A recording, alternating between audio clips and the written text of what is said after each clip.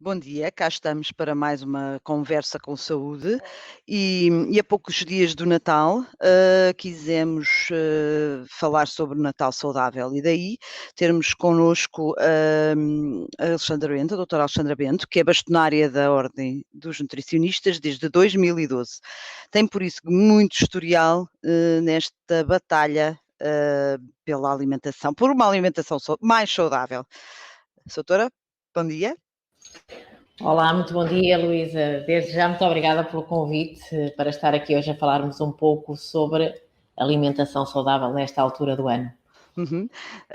Nada, então o prazer é nosso e pronto, aqui estamos e eu começava por lhe perguntar, eu sei que isto é um tema que recorrente na sua vida, portanto já muitas vezes falou sobre esta questão das festas mais saudáveis, mas por isso começava por lhe perguntar precisamente se nota que os natais têm sido mais saudáveis desde que anda nesta batalha. Bom, o que eu gostava era que os 365 dias do ano pudessem ser saudáveis e, porventura, neste, constituído pela ceia e pela ceia do dia 24 e pelo almoço de 25, efetivamente se pudesse fazer exceções.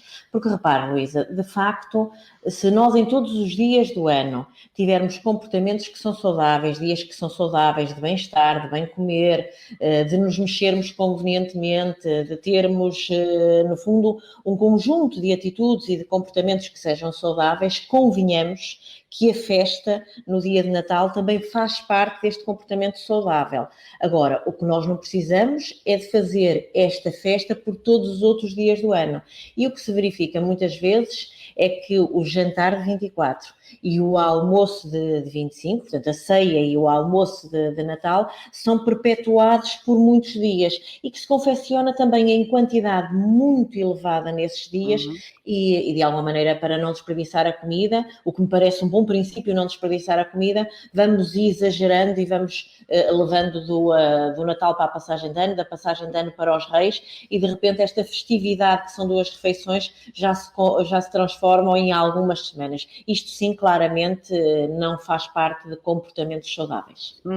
Mas se nós pensarmos, por exemplo, numa ceia típica de Natal, em alguns pontos do país, atenção, que é o chamado bacalhau com todos, até é uma refeição bastante saudável, certo? Completamente saudável. Aliás, dizia muito bem, porque o bacalhau com as couves, com as batatas, com as cenouras, regadas com um fio de azeite, fazem parte da tradição natalícia, da ceia de Natal, da maior parte dos portugueses. Hoje em dia quase que não há casa onde não seja este o prato. Mas, de facto, nem sempre assim foi. Este comportamento do bacalhau presente na mesa de todos os portugueses tem algumas décadas e não muitas décadas. Mas este foi um comportamento que veio para ficar e já agora um bom comportamento, porque, efetivamente, como estava a dizer, e bem, é o bacalhau acompanhado, no fundo, de uma boa quantidade de hortícolas, em concreto a couve nossa, a couve portuguesa, e acompanhada da batata e regada por um fio de azeite. Portanto, quanto a isso, não se passa problema nenhum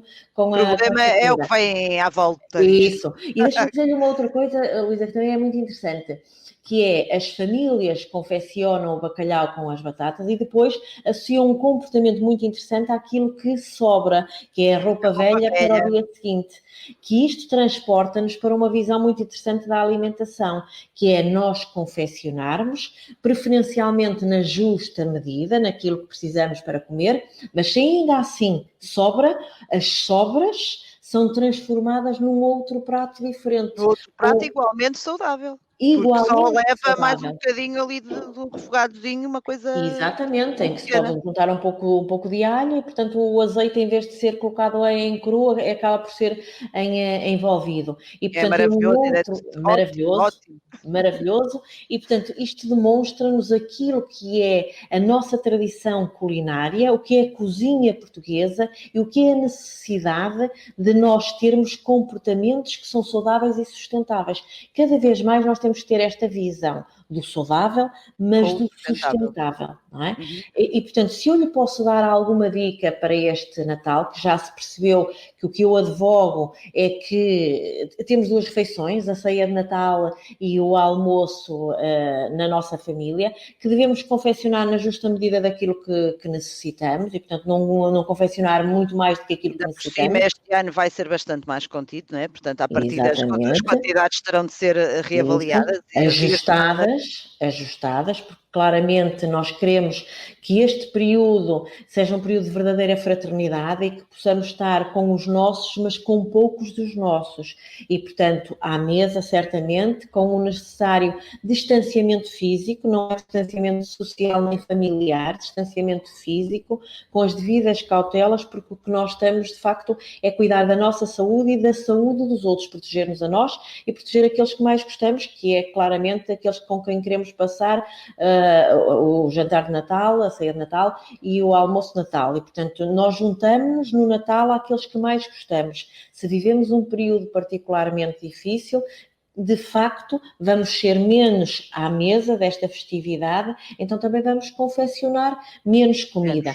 E ainda assim, aquilo que sobrar, esperemos que seja o tal saudável, o bacalhau, porque já agora a outra tónica da nossa conversa são os doces. E esses sim, um apelar a cada família que confeccione somente um pouco daquilo que vai necessitar. Queremos que na mesa dos portugueses no Natal estejam doces, porque o doce de facto está relacionado com a festividade, mas com conta, peso e medida. E portanto, se eu na minha casa gosto de rabanadas ou de letria ou de arroz doce, ou o bolo rei, que acaba por também estar na mesa de muitos dos portugueses, portanto, que seja um bolo rei pequenino, que se sobra algum até podemos eventualmente congelar e ficar para outra altura, e as outras iguarias do Natal que sejam confeccionadas mesmo em pequenina quantidade, porque essas no que toca àquela ideia da sustentabilidade, nós aproveitarmos, transformarmos num outro prato, não há aqui muita forma, porque estamos a falar de alimentos que são sobrecarregados de gordura, que são sobrecarregados de açúcar. E ainda que nós possamos pensar, vamos reduzir qualquer coisa no açúcar das receitas, por muito que possamos reduzir, não vamos reduzir muita coisa, porque são doces, não é? São doces. Mas, portanto, por um lado, se tínhamos o prato tradicional como uma refeição saudável, os doces são uma desgraça, porque são à base de fritos, não é? Portanto, não é que haja doces que existem, não é? Doces mais saudáveis que outros, mas os doces de Natal são para isto mesmo, para estarem na festividade, não é, Luísa? São para estarem na festividade. Não vale a pena estar aqui, lá está, como está a dizer, não vale a pena estar a dizer para fazer rabanadas no forno ou para fazer rabanadas sem açúcar. Quem quiser que as faça, até porque nós não temos pessoas que eventualmente podem ser doentes e podem não poder comer açúcar. Imagina um diabético, de alguma maneira pode provar um pouco, depende se a sua diabetes está mais ou menos compensada, mas pode preferir fazer uma rabanada no forno, uma rabanada que até nem leva açúcar, e portanto cada um terá que ter boa consciência em termos alimentares, ter literacia suficiente, que esse é um dos grandes problemas que nós temos na nossa população. As pessoas muitas das vezes podem imaginar que percebem muito daquilo que é a alimentação saudável só pelo simples facto de nos alimentarmos todos os dias, mas o que é certo é que nós cometemos muitos erros alimentares e temos escassa literacia em termos alimentares e nutricionais. Eu acho que esta conversa pode ficar para uma outra altura.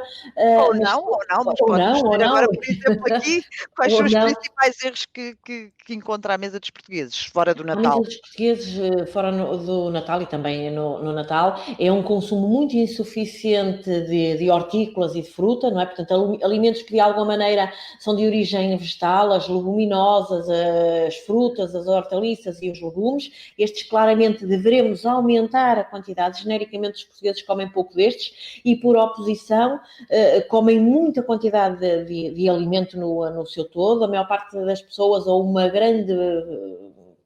grande número de portugueses come mais do que aquilo que deveria, caso contrário não tínhamos a prevalência de excesso de obesidade que temos, e depois também sobrecarrega os seus dias com açúcar e com gordura, que são considerados vilões, não é? Em termos de saúde, e nós portugueses também gostamos muito de sobrecarregar a nossa alimentação com sal, e o sal é tremendo para a nossa saúde, porque é de facto fator de risco direto para a hipertensão arterial. E a propósito, nós somos dos países que em termos mundiais mais padecemos de doença cardiovascular. Portanto, não andamos bem em termos da saúde do nosso coração, e o sal é claramente um dos grandes malefícios para esta saúde do nosso coração. Portanto, se nós pudermos, cada um de nós, consciencializar que estamos a consumir mais do dobro de sal, e cada um de nós poder fazer um pouco por isso, reduzindo a quantidade de sal que coloca na panela, quando está a confeccionar a sua comida, tirar o saleiro de cima da mesa. Portanto, são decisões individuais que têm grandes benefícios em termos de saúde, porque depois há a responsabilidade de outros, que é a responsabilidade do Estado, em termos de educação alimentar. Tivemos o chumbo da taxa do sal, não é? Houve esse problema. Quer dizer que não andamos bem, não é, Luísa? Quer dizer que não andamos bem. De Como facto, é que isso vai resolver? Vai haver uma nova proposta? Ficou em águas de bacalhau, para falarmos aqui no bacalhau outra vez? Muito me agradaria que sim. Um país que tenha um consumo de sal como aquele que tem, em que nós temos, de facto, dificuldade de perceber e depois de agir em termos de redução da quantidade de sal, que, de facto, são medidas que são consideradas, a Organização Mundial de Saúde considera as best buy, ou seja, há um esforço financeiro curto para um benefício em termos de saúde muito, muito elevado. E, portanto, Portugal perdeu uma excelente oportunidade, e o Parlamento aí andou mal, os senhores deputados andaram mal. Desculpe, doutora, faça só aqui um parênteses, porque vamos deduzir que nem todas as pessoas que nos estão a ouvir sabem do que é que estamos a falar. Portanto, pode só resumir um bocadinho o que é que se passou com a taxa do sal, portanto, com a vossa proposta que foi chumbada, que entanto não... De facto, o que aconteceu é que, à semelhança da taxação de alguns alimentos sobrecarregados de açúcar, que normalmente as pessoas associam à taxa dos refrigerantes, havia aqui a intenção legislativa de se taxar determinados alimentos que têm excesso de sal. É considerada uma medida custo-benefício eficaz. E, portanto, sendo Portugal um país com consumo muito elevado de sal, e como eu estava a dizer, o sal está relacionado diretamente com a hipertensão arterial, e em Portugal a prevalência da hipertensão arterial rondar os 40%, portanto, quase metade da população tem hipertensão arterial, e a hipertensão arterial é fator de risco para doença cardiovascular, ou seja, tudo isto somado, compreende-se que uma medida legislativa como esta era uma medida interessante. Era interessante porque, de facto, diretamente, ao taxarmos alimentos que são sobrecarregados em sal, entra dinheiro nos cofres do Estado, que deveriam ser, logo, esse dinheiro utilizado em medidas educativas diretas relacionadas com o assunto, prevenção, de maneira a que a população, de alguma forma, esteja mais esclarecida, melhor compreenda aquilo que é a relação entre a alimentação e a saúde, e o excesso de sal e os prejuízos para a saúde. Mas, por outro lado, e isto é que é verdadeiramente interessante, a indústria alimentar, o que acontece neste tipo de medidas é que reformula os seus produtos alimentares por forma a que eles tenham menos sal e por forma a que eles não sejam taxados. Portanto, de repente nós temos aqui um duplo benefício. O que aconteceu com o açúcar? Sim, exatamente, claramente. E, portanto, a medida depois tem que ser avaliada, obviamente, as medidas têm que ser avaliadas, têm que ser reequacionadas, revistas, reformuladas. Portanto, isto faz parte de um processo de uma política alimentar vocacionada para uma área. Ora, se de facto a Assembleia da República esteve mal, eu acho que era razão para dizer cada português que esteja bem. E nesta quadra natalícia e no resto do ano, quando pensarmos em sal e quando estivermos a colocar sal nos nossos alimentos, alimentos, ou quando estivermos no supermercado a escolher um alimento, faça outro alimento, vamos escolher aqueles que têm menos sal e vamos, no fundo, ser aquilo que agora os portugueses já sabem que é ser agente de saúde pública, que é cada um de nós fazer para melhorar o estado de saúde, o seu e o dos outros. Por exemplo, quando vamos a um restaurante e que bem precisam da nossa presença, se achamos que a comida tem sal a mais, porque não dizermos, olha, eu preferia que tivesse sal a menos, gosto mais e faz melhor à minha saúde. Portanto, é na soma de todas estas atitudes individuais que nós, de facto, conseguimos somar, e ao somar estamos a transformar para todos nós aquilo que nos importa, que é mais saúde. Porque sem essa taxa não vamos esperar que a indústria baixe o sal só por si. A indústria, vamos lá dizer, a indústria também não podemos apontar-lhe o dedo assim de forma que não seja cautelosa e que não seja rigorosa, porque a indústria nos últimos anos tem dado muitos passos para melhorar os produtos alimentares. E, portanto, Mas mais na área do açúcar e na sequência da taxa do açúcar. Na sequência da taxa do açúcar e na sequência da sinalização política de um problema, porque claramente é preciso sinalizar o problema. E deixe-me dizer-lhe que nos últimos tempos o Governo não tem estado bem e a Assembleia da República também não tem sabido acompanhar, porque de facto quase que parece que a nutrição... Olha, deixe-me dizer-lhe uma coisa que sinto mesmo que o que lhe vou dizer é absolutamente verdadeiro. Os portugueses têm percebido que a saúde pública é quase que o parente pobre de outras áreas da saúde. E muitas vezes a nutrição também é o parente pobre da área da saúde pública. E o Governo e a Assembleia da República, portanto, todos aqueles que de facto têm a obrigação de proteger, exatamente, porque decidem. E, portanto, esses têm que, sabendo que a alimentação é um fator essencial para mais e melhor saúde, e que efetivamente os portugueses, muitos dos problemas de saúde que têm é por não se alimentarem convenientemente, uns porque não sabem, outros porque não podem, o Governo não se pode demitir da responsabilidade e a Assembleia da República da sua responsabilidade. E, portanto, neste sentido, sobretudo nos últimos tempos, o Governo não tem dado, nem passos seguros, nem inseguros, não tem dado passo nenhum naquilo que diz respeito à alimentação. Que passos gostaria que eles tivessem tomado? Gostaria que se desse continuidade à estratégia integrada para a promoção da alimentação saudável, que efetivamente foi criada. Estávamos a ver passos muito interessantes e devo-lhe dizer que quando se vê um governante que percebe a importância de uma determinada área, como se viu na anterior legislatura, muitos passos foram dados no sentido de melhor alimentação da população portuguesa. Mas tais como? Por exemplo, a taxação foi uma das medidas dos refrigerantes, foi uma das medidas muito importantes e que claramente teve já um grande impacto. A estratégia tem um conjunto de medidas, por exemplo, outra das medidas pode ser quase que simbólica, mas que também tem uma importância imensa, que é a oferta alimentar naquilo que são os estabelecimentos do Serviço Nacional de Saúde, em que de facto se criou regras daquilo que se deveria fornecer no Serviço Nacional de Saúde, e a ideia era criar regras para todos os estabelecimentos públicos e, portanto, encetou-se um caminho muito importante, e não é na minha maneira de ver, é na maneira de ver de quem estuda estas matérias, porque, de facto, a disponibilidade alimentar nos sítios onde nós estamos tem uma importância imensa naquilo que são as nossas escolhas alimentares.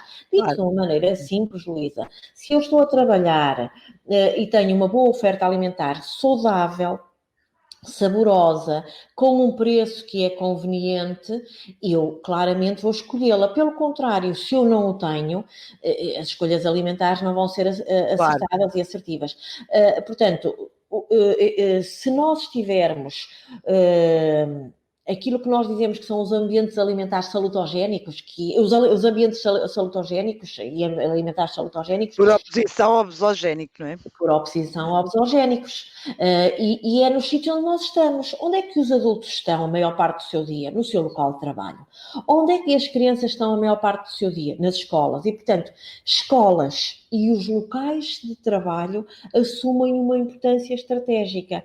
E, portanto, esse primeiro passo que foi dado nas escolhas, na disponibilidade alimentar no Serviço Nacional de Saúde, por muito simbólico que seja, tem, de facto, uma importância imensa. E, portanto, o que se esperava nesta legislatura é que essas medidas caminhassem. Nós bem sabemos que Portugal e todo o mundo foi apanhado de surpresa perante esta pandemia. O que não quer dizer que se baixe o ritmo das medidas que estavam a ser tomadas, porque trabalhar em determinadas áreas não é contraditório com trabalhar em outras áreas. E de facto, as outras doenças que não a Covid-19 não estão de quarentena. E essas outras doenças, que são as doenças crónicas não transmissíveis, acho que eu me estou a falar, podemos estar a falar da obesidade, podemos estar a falar da diabetes, da doença cardiovascular, de cancro, estas que eu acabei de referir, mais diretamente ou menos diretamente, estão muito relacionadas com os nossos comportamentos e com a alimentação. E, portanto, se nada for feito, eu acho que é fácil de nós percebermos o que é que irá acontecer. Vamos claramente aumentar a prevalência dessas. E devo-lhe dizer, com essas medidas que estavam a ser desencadeadas na anterior legislatura, por exemplo, vou-lhe dar um exemplo, a vigilância do excesso de peso e da obesidade infantil, que se vem a fazer no nosso país desde 2008. O que nós conseguimos ver nesses dados dessa vigilância é que as nossas crianças estavam a reduzir o seu excesso de peso e a sua obesidade, mercê, em primeiro lugar, da sinalização deste problema. O simples facto de, como eu estava a dizer, sinalizarmos o problema, pormos o problema na agenda pública, que é isto que nós aqui estamos a fazer, Luísa, não é?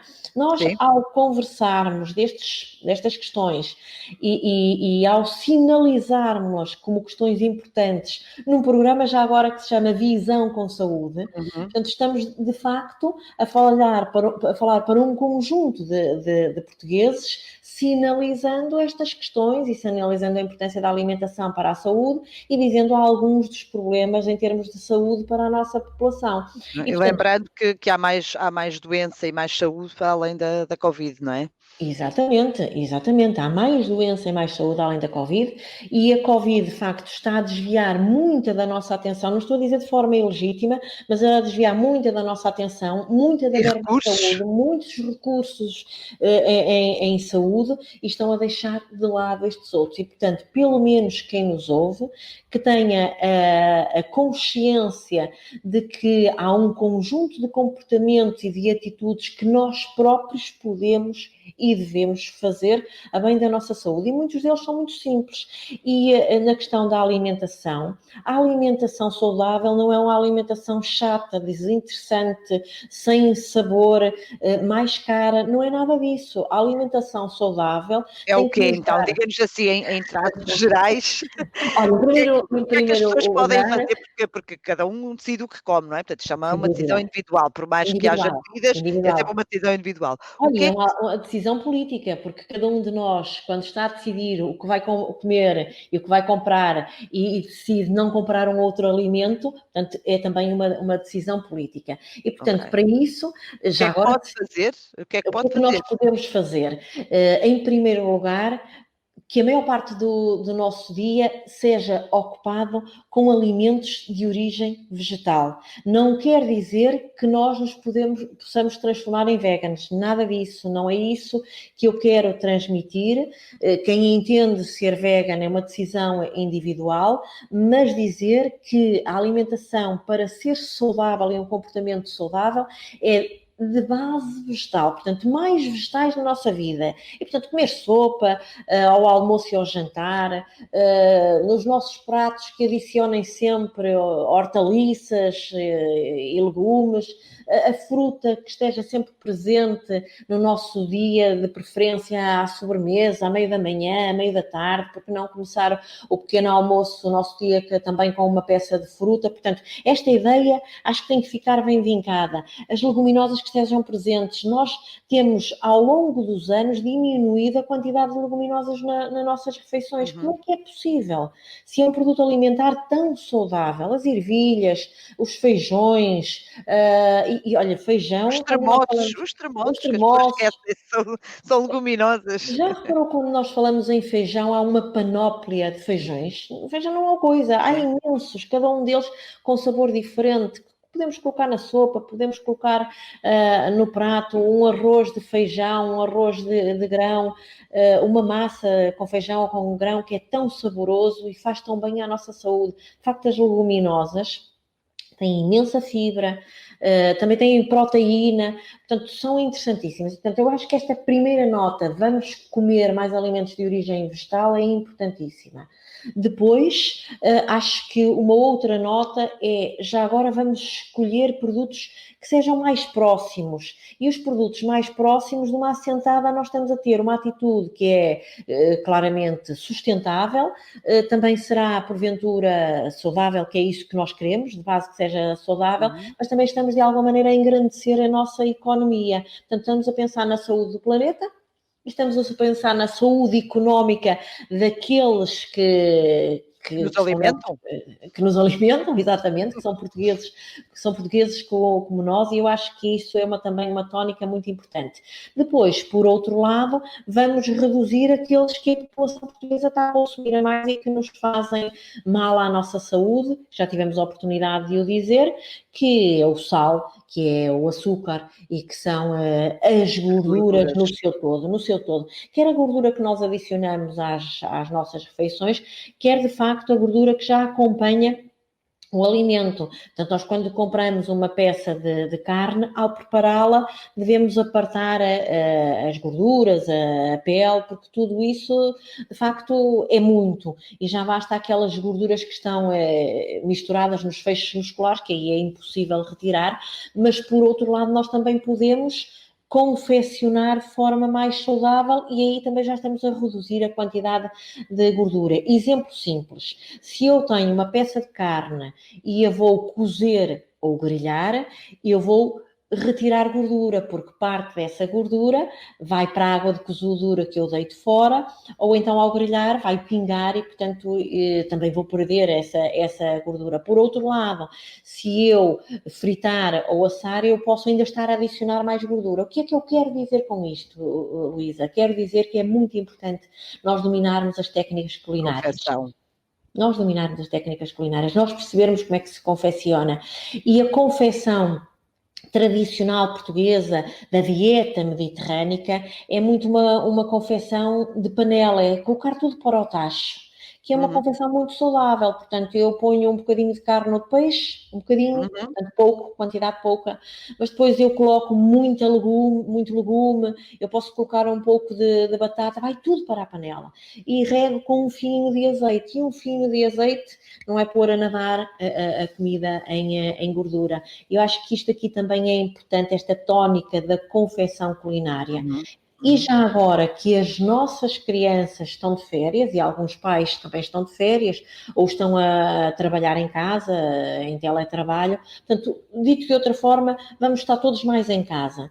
Se vamos estar todos mais em casa, por que não os pais com os seus filhos aproveitarem estes 15 dias que temos pela frente, esta quadra natalícia, para lermos um pouco sobre culinária saudável e envolvermos todos na cozinha para todos nós percebermos um pouco o que é esta tal culinária saudável, que não é nada de chato, não é nada de aborrecido, não é nada de sem sabor, é tudo pelo contrário. É interessante, estamos a conviver com os nossos em casa, e ao ficarmos em casa e com os nossos estamos a evitar riscos, estamos a confraternizar e, portanto, eu acho que estamos a ter uma atitude muito interessante porque estamos a somar educação alimentar feita em casa, feita em família, feita em segurança.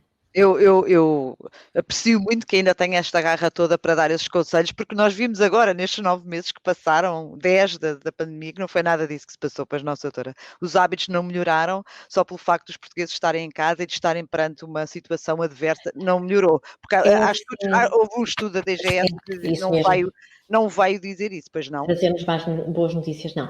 Há um estudo da DGS, que é o React Covid, portanto, quem tiver interesse é só pesquisar e terá acesso a esse estudo, que nos diz coisas pouco interessantes e que nos permite refletir e permite, lá está, mais uma vez, cada um de nós fazer mais e melhor e já está, quem tem a obrigação de cuidar da saúde de todos nós, que é o Estado, que é o Governo, também tem que fazer mais e fazer melhor. O que diz este estudo é que na altura de confinamento, portanto, o que este estudo pretendeu avaliar é como é que os portugueses se comportaram na altura do confinamento em relação à alimentação e à atividade física. E, portanto, muitos deles acabaram por alterar os seus comportamentos alimentares e muitos também para pior. E outra coisa que aconteceu, infelizmente, foi a insegurança alimentar. O que é insegurança alimentar? É, de alguma maneira, nós termos dificuldade de aceder aos alimentos para termos uma alimentação saudável. A insegurança alimentar no nosso país, antes desta pandemia, rondava os 10%, portanto, cerca de 10% da nossa população tinha dificuldade de acesso a alimentos para se poder alimentar a si e à sua família de forma saudável e na altura do confinamento os dados são alarmantes, referem que 1 em cada 3 portugueses revelou esta dificuldade, o que é uma realidade difícil de ouvir e que exige, de facto, ação. E voltamos ao mesmo. A ação, em termos do Estado, compete ao Estado. Para quem nos ouve, a ação individual faz-nos pensar no seguinte: se estamos mais em casa, vamos aproveitar para pensar que podemos e devemos alimentar-nos de forma mais correta e podemos e devemos, ainda que estando em casa, mexer-nos mais, porque a atividade física é importante. E, portanto, mexer-nos mais, ninguém nos proíbe de darmos caminhadas. Ninguém nos proíbe, antes pelo contrário. Antes pelo contrário, incentiva-se.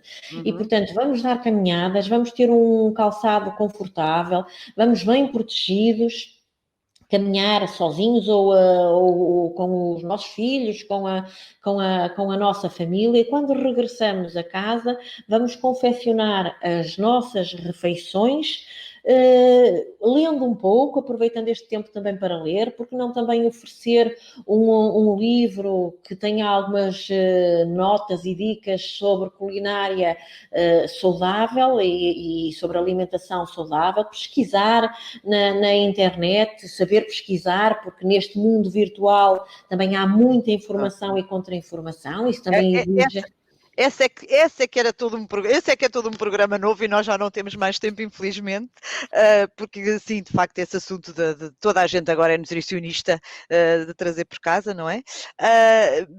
É outro assunto e voltaremos. É outro assunto e pode ficar para outra altura. Exatamente, e eu agradeço-lhe muito a sua presença e os esclarecimentos em relação a este assunto tão vasto que é a alimentação saudável, tão importante para tantos momentos da nossa vida, como vimos, desde o Natal, que está aí à porta, até o resto do ano, e especialmente num contexto de pandemia e como é o atual.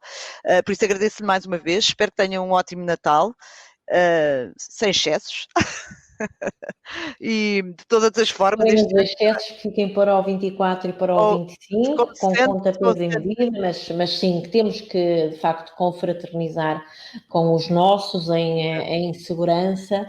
E já agora, Luísa, desejar-lhe a si, aos seus e a quem nos ouve, um excelente Natal e faço votos de um excelente ano de 2021, 2021, para todos os portugueses, em segurança e com mais cuidados com a alimentação. Muito obrigada. Para si, igualmente, retorno todos os votos para si. Muito obrigada pela sua presença e nós terminamos aqui este programa natalício e um Feliz Natal e com consciência.